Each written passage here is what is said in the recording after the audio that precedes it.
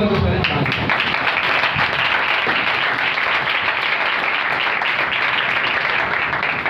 खुदावंद के बाबरकत जलाली नाम में आप सबको सलाम। सबसे पहले मैं खुदा बाप, खुदा बेटे, खुदा रूह कुदुस का निहायत शुक्रगुजार हूँ जो बारहा ऐसे मौके फ्राहम करते हैं कि हम उसके कलाम की मुनादी को कर सकें। हालेलुया। गुज़श्ता रोज़ जब मैंने कलाम की मुनादी की तो मुझे भरोसा उम्मीद नहीं थी, क्योंकि मेरा फर्स्ट टाइम था कि आप लोग इतनी बरकत को नसीब करेंगे। सबने बरकत को पाया, क्योंकि जैसा रिस्पॉन्स मुझे कलीसिया से मिला मैं खुद शौक था कि क्या इतना अच्छा हुआ है।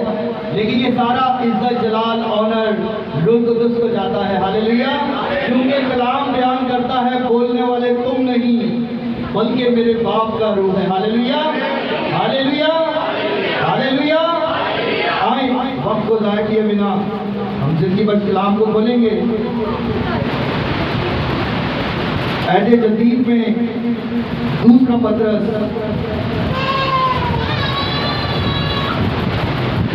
नए ऐदनामा में दूसरा पत्रस उसका 3 बाब और 15 आयत को आज हम देखेंगे। जिसे भी खुदा का रूह उबारता है वो जरूर तलावत में रहनुमाई करे।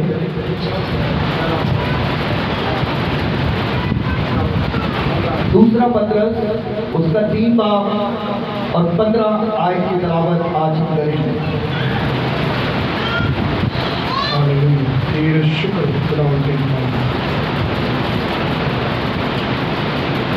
और हमारे खुदावन के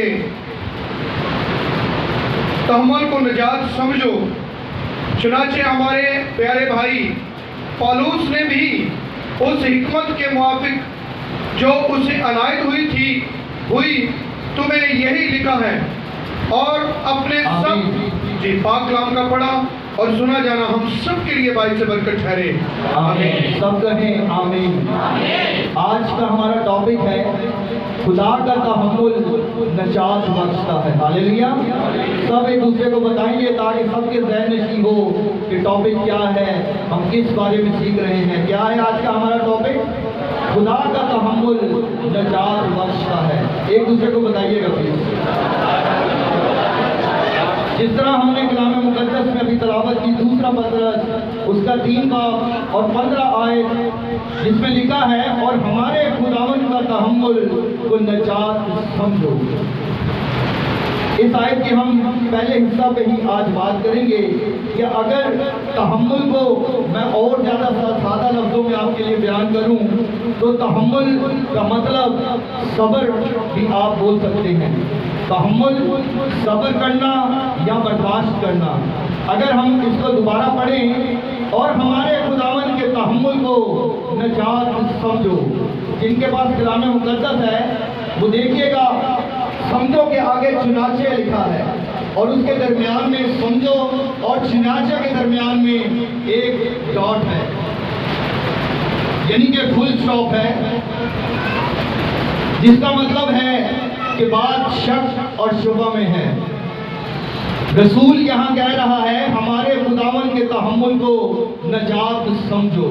अगर मैं समझो की डेफिनेशन करूं तो फॉर एग्जाम्पल कोई चीज़ ऐसी है जो मेरे पास नहीं है और किसी और भाई के पास है और मैं उससे भाई से कहता हूँ कि यार ये चीज़ जो आपके पास है मेरे पास नहीं है, तो भाई अक्सर औकात ऐसा होता है कि लोग कहते हैं, भाई कहते हैं कि यार इन्हों अपना ही समझ। तो वो बात यूं समझो को मैं आपके सामने बयान कर रहा हूँ कि वो भाई जवाब देता है कि इसे अपना ही समझो, लेकिन वो होती नहीं अपनी। लेकिन इखलाकी तौर पर वो भाई कहता है कि इसे अपना समझो, लेकिन वो है मेरी नहीं है। तो यहाँ रसूल भी कह रहा है तहम्मुल को निजात समझो, यानी यहाँ शक है। लेकिन अगले ही हिस्सा को जब हम पढ़ते हैं तो लिखा है चुनाचा हमारे प्यारे भाई पौलुस ने भी इस हिकमत के मुआफिक जो उसे अनायत हुई तुम्हें यही लिखा है। यानी वो गवाही दे रहा है कि पालूस रसूल भी जो है अपने खतूत में यही कह रहा है कि खुदा का तहम्मुल निजात बख्शता है। हालेलुया। आज का हमारा टॉपिक है खुदा का तहम्मुल निजात बख्शता है।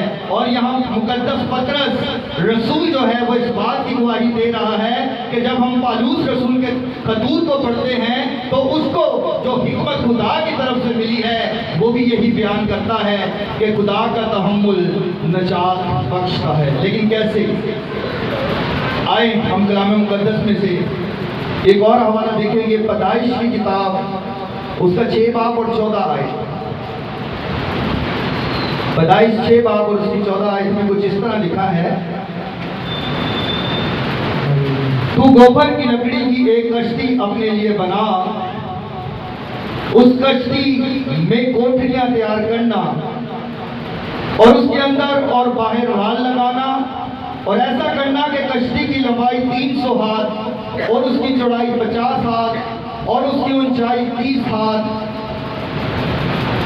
हो और उस कश्ती में एक रोशनदान बनाना और ऊपर से हाथ भर करके छोड़कर उसे खत्म कर देना और उस कश्ती का दरवाजा उसके पहलू में रखना।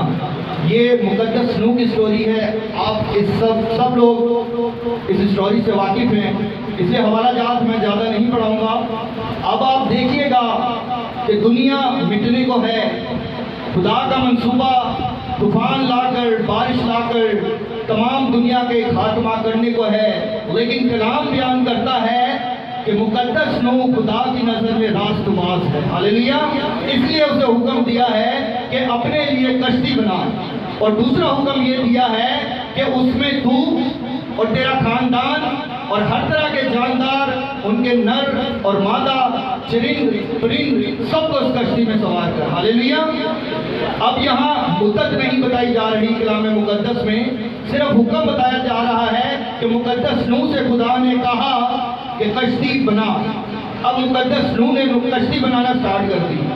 फॉर एग्जाम्पल 3 महीने में वो कश्ती बनी है, क्योंकि अगर इसको हम जैसे पढ़ा, इसकी कश्ती की साइज अगर हम देखें और ऐसा करना कि कश्ती की लंबाई 300 हाथ हो, यानी मेरे हिसाब से ये जंगी जहाज, वो जो पानी वाले जहाज होते हैं उससे भी बड़ा दिखाई देता है। तो जैसे ही मुकद्दस नूह से बनाना स्टार्ट करता है तो बाइबल इसका अरसा बयान नहीं करती कि कितना टाइम लगा। हो सकता है 3 महीने में बन गई हो सकता है 6 महीने में बनी हो, या हो सकता है कि इसे साल या 2 साल भी लगे हों। तो जितना अरसा इस कश्ती को बनाने में लगा है मेरे अजीजों, खुदा तहम्मुल किए हुए है। खुदा ने हुक्म सादिर किया, मुकद्दस नूह से कहा कि कश्ती बना। कश्ती का अरसा हमें नहीं मालूम कि कितने अरसे में वो कश्ती बनी है, लेकिन हुक्म करने के बाद खुदा तहम्मुल किए हुए है। तब तक खुदा ने तहम्मुल किया जब तक कश्ती बन नहीं गई। ना बारिश बरसी, ना तूफान आया, बल्कि खुदा ने हुक्म सादिर कर दिया कि कश्ती बना और नूह ने अमल करना शुरू कर दिया। और जब कश्ती बन गई तो आइए एक आयत को अगर हम देखें, 15 आयत को जरा ध्यान से पढ़िएगा प्लीज। पैदाइश 6 बाब 15 आयत। और ऐसा करना कि कश्ती की लंबाई 300 हाथ, उसकी चौड़ाई 50 हाथ और उसकी ऊंचाई 30 हाथ हो, और उस कश्ती में एक रोशनदान बनाना। आमीन। सॉरी 7 बाब की 15 आयत, 16 आयत सॉरी। और जो अंदर आए वो जैसा खुदा ने उसे हुक्म दिया था, सब जानवरों के नरो मादा थे। तब खुदावन ने उसको बाहर से बंद कर दिया। आमीन। आमीन। दूसरा हिस्सा, तब खुदावन ने उसको बाहर से बंद कर दिया। पूरी दुनिया खत्म होने को है, हुक्म मिला है कश्ती बना, कश्ती बन गई। अब अगर हम इस स्टोरी को पूरा पढ़ें तो कलाम बयान करता है कि 40 दिन और 40 रात मींह बरसने को है। अगर हम अपने कराची का देखें, यहाँ 12 घंटे बारिश होती है तो कराची डूबने को आ जाता है। लेकिन खुदा 40 दिन और 40 रात नहीं बरसाने को है। और हुक्म मिला कश्ती बना, कश्ती बन गई। और जब सब लोग चले गए हुक्म के मुताबिक मुकद्दस नूह ने अमल किया। और कलाम बयान करता है कि खुदा ने खुद कश्ती का दरवाज़ा बंद किया है। इससे बड़ा तहम्मुल का सबूत मुझे नहीं लगता कोई है। कश्ती बनाने का अरसा नहीं मालूम, लेकिन जितना अरसा बंद लगा खुदा ने तहम्मुल किया। और फिर दरवाज़ा भी खुद बंद कर रहा है, यानी कि तहम्मुल किया हुआ है। उसके बाद आप सब जानते हैं कि क्या हुआ, तूफान आया, दुनिया मर मिटी, लेकिन नूह और उसका खानदान बच गया। हालेलुया। यानी खुदा ने तहम्मुल किया और मुकद्दस नूह ने अमल किया, तो ना सिर्फ वो बल्कि उसके घराना नजात पा गया। हालेलुया। हमारा टॉपिक क्या था? कोई बता सकता है हमारा टॉपिक क्या था? क्या सीख रहे हैं हम आज? तो अभी क्या स्टोरी मैंने बयान की कि खुदा ने हुक्म जारी किया, मुकद्दस नूह ने अमल किया, खुदा के तहम्मुल से नूह और उसका घराना नजात पा गया। हालेलुया। इसी तरह आप सब अय्यूब नबी से भी वाकिफ हैं। हालेलुया। बहुत कलाम हम अय्यूब के बारे में सुन चुके हैं और हम सब इस बात से वाकिफ हैं। कलाम बयान करता है कि उस जैसा रास्तबाज आदमी भी इस दुनिया में कोई नहीं था। हालेलुया। कलाम बयान करता है, हवाला जात मैं आप नहीं पढ़ूंगा क्योंकि आप सबको स्टोरी पता है। कलाम बयान करता है कि उसके 10 बच्चे हैं, यानी खुदा ने उसे हर तौर पर ब्लेस किया है। हालेलुया। 10 बच्चे खुदा ने उसे दिए हैं, 700 भेड़ों से नवाजा है, 300 ऊंट हैं, 500 जोड़ी बैल और 500 जोड़ी गद्दियां हैं। और लिखा है कि नौकर चाकर का हिसाब ही नहीं है, यानी कि इतना खुदा ने उसे ब्लेस किया हुआ है। लेकिन आप सब जानते हैं कि ये सब उससे ले लिया गया। इससे बेशतर कि ये सब उससे ले लिया जाता, एक मुकालमा जो है वो आसमान पर हुआ है इब्लीस और खुदा के दरमियान में। खुदा ने कहा कि सिर्फ तू उसकी जान नहीं ले सकता, जो चाहता है उसके साथ कर। अब यहाँ अय्यूब को लक़ब दिया गया है साबर का। तो ये साबर वाकई ही साबर है, क्योंकि खुदा ने इसमें अय्यूब की मदद नहीं की। जो भी गम, जो भी रंजिश उसने बर्दाश्त की है वो अपने बलबूते पे की है, क्योंकि यहाँ मुकाबला हो रहा है इब्लीस और खुदा के दरमियान में।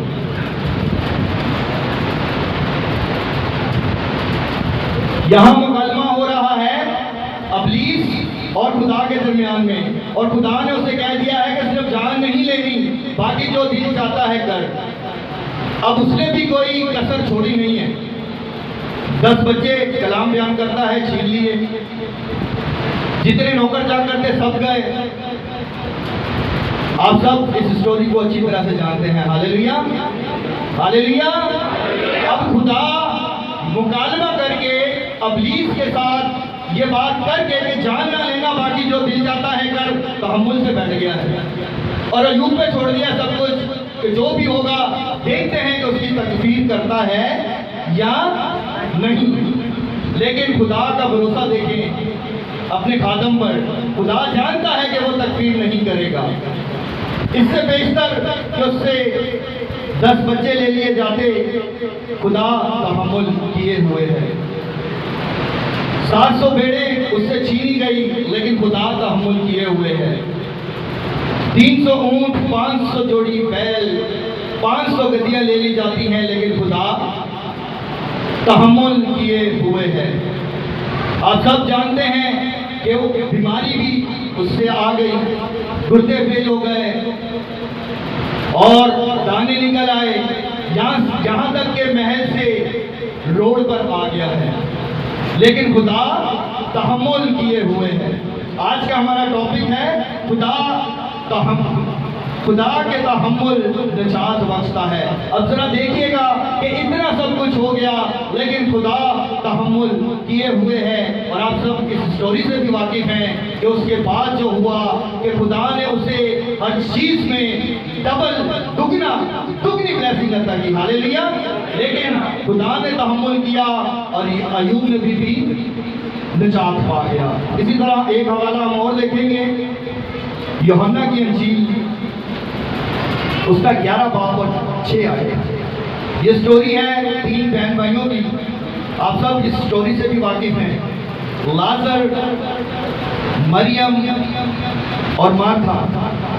यूहन्ना 11 बाब और 6 आयत। इतिहास में 20। और जब उसने सुना कि वो बीमार है तो जिस जगह था वहीं 2 दिन और रहा। आमीन। आप सब इस स्टोरी से भी अच्छी तरह से वाकिफ हैं कि 3 बहन भाई हैं, लाजर, मरियम और मार्था। लाजर मर जाता है, लेकिन जो भी हमने आयत पढ़ी 6 आयत उसमें लिखा है, पर जब उसने सुना कि वो बीमार है तो जिस जगह था वहीं 2 दिन और रहा। कलाम बयान करता है कि खुदा लाजर को अजीज रखता है। और बहुत से मुसन्निफ इस बात को भी जाहिर करते हैं कि यीशु रात में जब स्टे करता था, कहीं आराम करता था, मुनादी करने के बाद तो इन्हीं के घर पे आके स्टे करता था। तो इतना अजीज खुदा इनको रखता था। तो लिखा है, मुझे ज़रा बताइएगा, हमारे किसी अजीज का हमें पता चले कि वो बीमार है तो हम फौरन से पता करने चले जाते हैं। ऐसा ही है, चाहे वो हॉस्पिटल में हो या घर हो। लेकिन कलाम यहाँ बयान कर रहा है, बस जब उसने सुना कि वो बीमार है तो जिस जगह था वहीं 2 दिन और रहा, यानी तहम्मुल कर रहा है। यहाँ भी खुदा का तहम्मुल नजर आता है कि वो बीमार है जिसे खुदा अजीज रखता है, और खबर मिल रही है कि वो बीमार है, लेकिन कलाम बयान कर रहा है कि वो वहाँ 2 दिन और रहा। अगर हम इस बात को देखें कि यीशु नासरी को पता था कि लाजर मरेगा, कैसे आए, एक और हवाला, एक और आयत देखते हैं। 38 आयत को हम देखेंगे, इसी बात की 38 आयत। फिर यीशु अपने दिल में नहायत रंजीदा होकर कब्र पर आया। वो एक गार था। सॉरी जी, 14 आयत, सॉरी।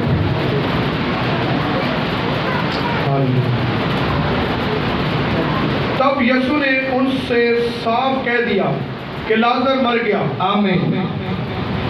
अब यीशु को पहले पता है, पिछली आयत में हमने पढ़ा कि खबर मिली है कि बीमार है और 2 दिन वहीं रह रहा है। और अपने शागिर्दों को अगर हम इस हवाला को 11 बार को पूरा पढ़ते हैं तो उसमें आपको पता चलेगा कि यीशु ने पहले कहा कि वो मरने को है। फिर शागिर्द जब समझे नहीं तो यीशु बयान करता, साफ लिखा है, साफ कह दिया कि लाजर मर गया। यानी खुदा को इस बात का पहले से इल्म था। इल्म होने के बाद भी 2 दिन वो बैतनिया में रहा है, वहीं रहा जहां था। यानी यहाँ भी खुदा का तहम्मुल नजर आता है। अब लाजर मरने को है, यीशु को पता भी है, खबर मिलती है कि बीमार है, लेकिन फिर भी 2 दिन वहाँ और रहता है। और जब 2 दिन गुजरते हैं, सफर करते हुए जब बैतनिया में पहुंचता है तो कलाम बयान करता है कि यीशु रंजीदा हुआ। जिस तरह अभी हमने 38 आयत में पढ़ा, फिर यीशु अपने दिल में निहायत रंजीदा होकर कब्र पर आया और एक गार था, उस पर पत्थर धरा था। यीशु ने कहा, पत्थर को हटाओ। उस मरे शख्स की बहन मार्था ने उससे कहा, ऐ खुदावन, उसमें से तो अब बदबू आती है क्योंकि उसे 4 दिन हो गए। खबर जब मिली तब 2 दिन वहां रहना रहा और अगले 2 दिन यीशु ने सफर किया है। यानी 4 दिन यीशु ने तहम्मुल किया है ताकि वो मर जाए। यीशु को पता है मरेगा, लेकिन तहम्मुल कर रहा है। और यहाँ अगर मार्था को देखें तो जैसे ही यीशु इनके घर पहुँचता है तो मार्था कहती है, अगर उस्ताद तू यहाँ होता तो मेरा भाई ना मरता। अब यहाँ फिर जुर्रत करती है और कहती है, यीशु उसमें से तो बदबू आती है। तो यीशु से क्या जवाब देता है कि जो ईमान रखता है उसके लिए सब कुछ हो सकता है।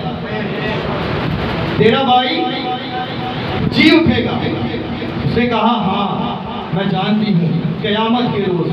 तो मेरा और आपका यीशु क्या जवाब देता है, राह, हक, जिंदगी मैं हूँ। हालेलुया।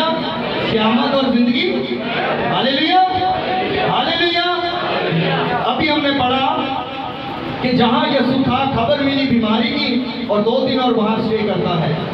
यानी खुदा यहाँ भी तहम्मुल करता है। और इसका एंड भी आप सब जानते हैं कि यीशु ने 4 दिन के मुर्दा लाज़र को जिंदा कर दिया। हालेलुया, तालियां बजा सकते हैं इस बात के लिए कि जब भी खुदा तहम्मुल करता है उसके लोग निजात पाते हैं। अब अगर हमने मुकद्दस रूह की जिंदगी पर गौर किया तो एक खानदान बच गया। उसके बाद अय्यूब नबी, एक शख्स बचा, अब यहाँ लाजर। लेकिन आए एक हवाला मेरे साथ देखिएगा, दूसरा पतरस 3 बाब और उसकी 9 आए।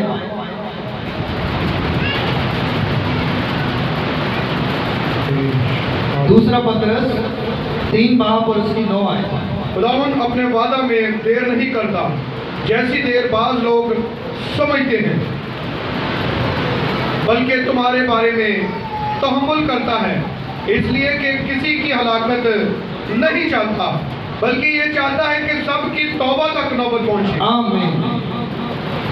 इस आयत से पहले अगर हम देखें, लिखा है खुदा ने दुनिया से ऐसी मोहब्बत रखी। किससे?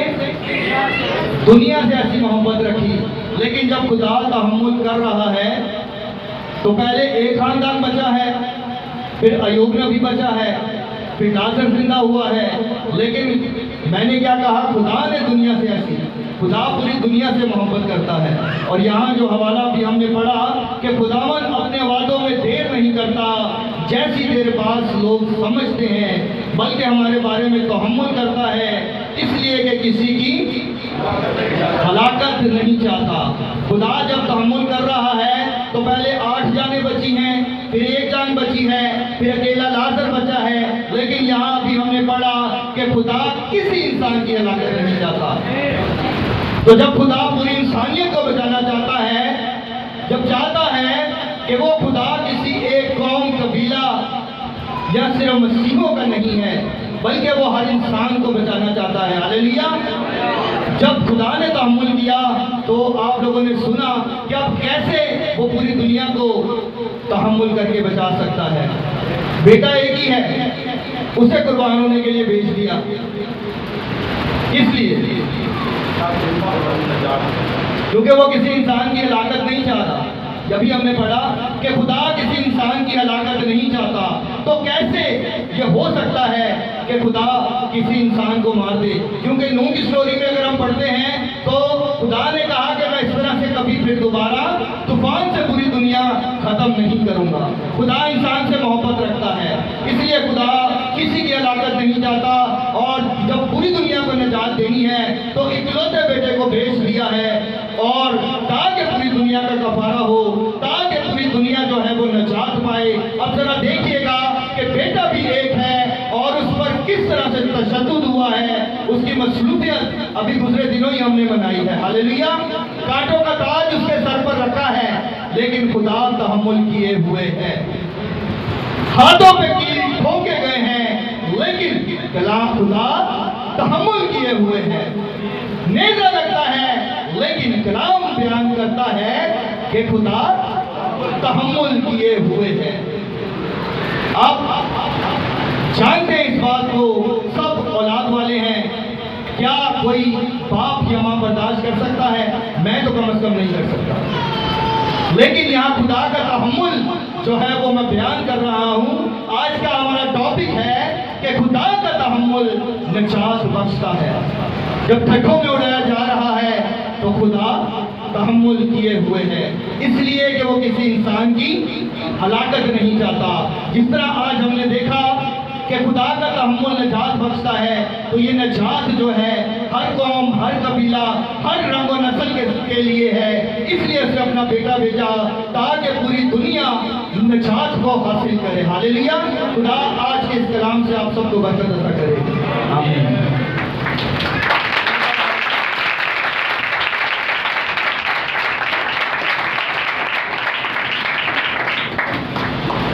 हालेलुया।